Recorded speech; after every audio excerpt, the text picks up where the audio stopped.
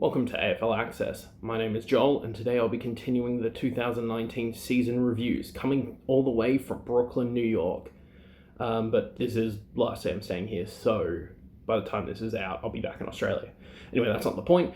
Today, I will be doing a season review of the tumultuous, terribly depressing season that was for the Adelaide Crows.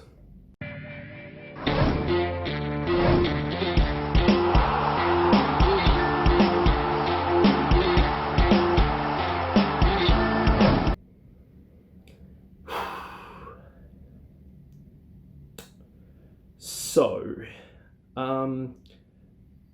with what's happened in the past week or so, the tone of this review was going to shift pretty rapidly. Like, first off, I was going to do a more comedic kind of review, but unfortunately when Tex Walker stepped down as captain, I got pretty pissed off. I honestly thought Tex had been thrown under the bus for a lot of bad decisions that weren't his control. I mean, people point to the leaver thing, but what else are you supposed to do when a player leaves, especially after making a grand final? Anyway, that's not the point. And in the past, as of recording, probably the past 12 hours, Don Pike has stepped down as coach of the Adelaide Crows. In my opinion, I think it's the right thing to do because I felt like we weren't going to go anywhere. Would just be kicking the can down the road for as long as we had him on as coach. Alright, so Adelaide's season was, at least in the win-loss record, didn't look too bad. 10-12, which is not great, but finishing 11th overall, again with a 10-12 record, is pretty astounding, especially with how the season has been going. Had a percentage of 100.9, so just over dead even, and that seems about right. It has been a tumultuous season, a lot of very confusing a lot of confusion and uncertainty with the Crows lineup. Just game plan that seems to have stagnated and got absolutely exposed on multiple occasions, and just frustrating executive decision making. Positive. The Crows defense I honestly thought was really good. Problem is, Talia had a outstanding year. He was selected for an All-Australian. He was in the All-Australian squad, but didn't make it the final cut, which I get. But he has been an outstanding defender, and I think Jake Kelly had also another great defensive year. Luke Brown, quiet, but that's his quietly good season, but that's pretty much his MO for the entire year, or the entire season, his entire career. And as much as Carl Hardigan is a terrible field kick, I think he's a good one-on-one big body defender that we don't really have to take on the number 2 forward in each team. The forward line, I feel Tex actually had a pretty good season. He finished 9th in the Coleman, something that is really neglected, just, dump on Tex forever and ever and ever. But he finished 9th in the Coleman standing. I think in the last couple games had an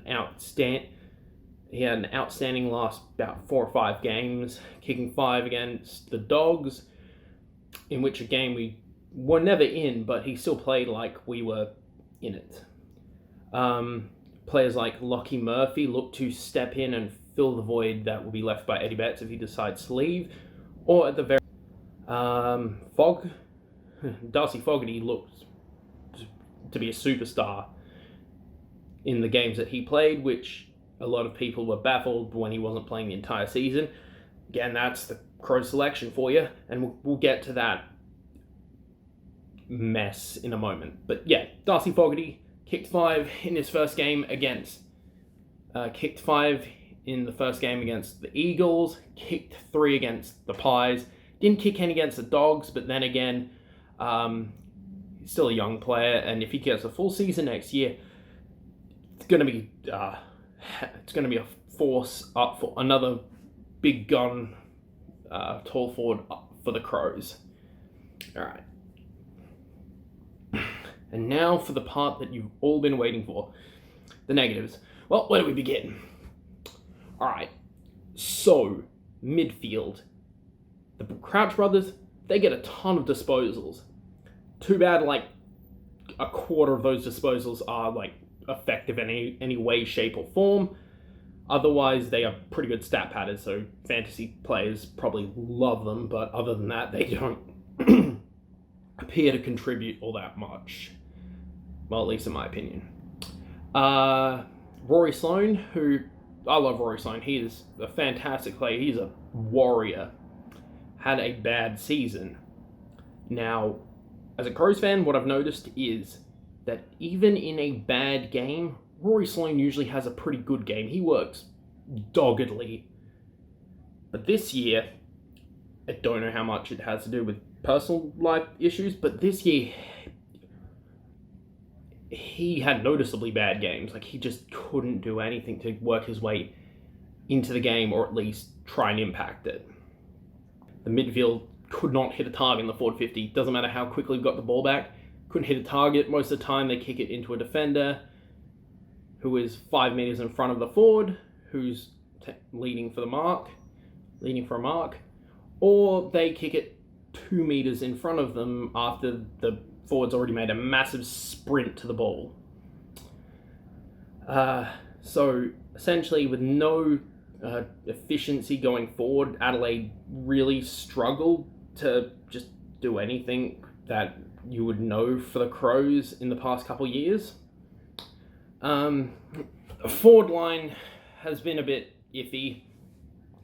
For some reason, we keep chopping and changing players. Jenkins got dropped for a couple weeks. He returned. He actually played pretty well. I thought 4 goals against Richmond before he did that scary knee sprain, knee hyperextension, which was, very scary, but, he was playing pretty well, all things considered, but then inexplicably they drop him again after he comes back from injury. I should have mentioned with the midfield, kind of threw the defense under the bus, which, again, I thought was really good this year, but when the midfield doesn't get the ball or doesn't keep the ball and get it to the forwards and keep it scoring, if it goes back the other way, the defense starts to get tired, and sometimes that got completely exposed. Just letting teams run through the middle of the ground. Like, if you watched that blowout in the showdown, you would just see Port players just strolling through, no way or shape or form impeded by the Crows.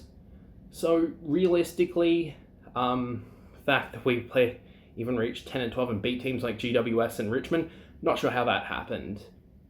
I feel our revolving carousel of players in and out of the side, Gibbs, Greenwood, Keith, and all those kind of players did not contribute to any stability within the team. As much as people lambast the Crows for continuously dropping Gibbs, when he played, didn't do shit. Point blank, as someone who watched pretty much all the games, I can't really think of a great performance by Gibbs. Last year, I could definitely see that, but this year, no, nothing. Absolutely nothing. Greenwood, again, don't know what happened, had a couple good moments, but other than that, he didn't play that well this season. Keith, again, he was a really good defender, good intercept mark since Duday went down with a knee injury, and the inconsistent lineup and just swapping people out was just ridiculous, especially the players I don't think deserved it, like Lockie Murphy shouldn't have been dropped for that last game. Eddie probably should have been dropped for a couple games because he just doesn't have the gas tank anymore. And even though he may be leaving the Crows, and I love Eddie Betts, I think it's probably for the best because at least looking at the youth we've got, at a state level, they look very promising. If there's one thing I think Adelaide needs to do going forward, well, two things actually, and both can be summed up in 3 words. First, play the youth. Like, that was one of the most infuriating things about this year. We got 2 first-round draft picks, Ned McHenry and Chase Jones. They should have been playing most of the year. Same with Fogg, same with most of our young core, because they're going to be here. Our list is aging, and it's aging like spoilt milk. Put Rob in, finally, thank God for that. But you need to play more of the youth, because this isn't going to be around forever. And finally, what they need to do, blow it up. This might be controversial, but it already looks like it's starting to happen. Trade bets. As much as I fucking hate to say it, trade Jenkins. I don't want to, but if they're going to have takers and they're going to throw young players and draft picks, I might, unlike some of the other guys, like Justin Orion on the channel, I'm pretty big into believing that the draft is the best way to build a team, and then when you find complements for that team, you start to add. But yeah, as much as I love JJ, and I honestly want him to keep him, but if they're gonna go full rebuild, gotta trade Jenkins. Also in the draft, get a good outside midfielder who can also pinpoint pass, or trade for one, preferably a young one, because that was the biggest issue this year. One of the biggest issues, we just did not play the kids. As much as I love Richard Douglas and Andy Otten, probably shouldn't have played those last couple games. You could have played Chase, you could have played anyone. Just like, play the youth, for the love of God. Anyway, if I were to give the Crows season rating out of 10, it would be a solid 2. Grand final expectations pretty much dead in the water by the last third of the season. Never really looked as good as they had been. Now they're out without a coach. Their co-captain has stepped down, and it looks like this might be the beginning of the dark times. Don't see us making, well, or at least our window for the time being for a premiership has been shut on our fingers. If you enjoyed this depressing rant from a salty Crow supporter, please subscribe to the AFL Access channel, where you'll see more of me be salty and depressing on the channel. If you want to click subscribe and ring the bell to stay notified of all new videos, because we're doing a season review for all 18 clubs, and the next couple come up look pretty good before we get into the finals teams. If you want to discuss football with any of the guys on the channel, click the link in the description to join our Discord, and then you can start chatting away with us. This has been your AFL Access. Now I asked around, and locals assured me that this is indeed a football game. Quite a huge field if you have a look. Anyway.